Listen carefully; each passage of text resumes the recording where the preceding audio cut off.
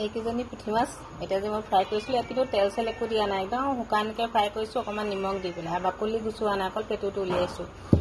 এয়া খাবলৈ মোক শাহু মায়ে শিকাইছিলে দেই, মই কিন্তু নাজানো প্ৰথমতে খাবলৈ।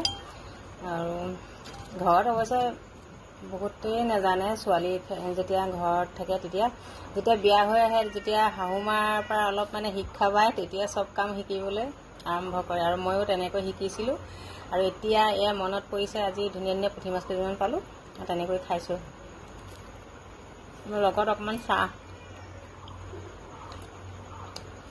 আৰু সঁচাকৈ মানুহে কয় বোলে শাহু চোকা থাকিলেহে বোৱাৰীয়ে বোলে কাম শিকে, কথাটো কিন্তু মোৰ ক্ষেত্ৰত সঁচা। আপোনালোকে কি কৰিব জনাবচোন, সঁচা নে মিছা। এই মাছজনী খাবলৈ ইমানেই ভাল লাগিছে। আপোনালোকে খাই চাবচোন এনেকৈ, যদি নাই খোৱা, যিসকলে খাইছেতো গম পাইছে, যিসকলে নাই খোৱা খাই চাব।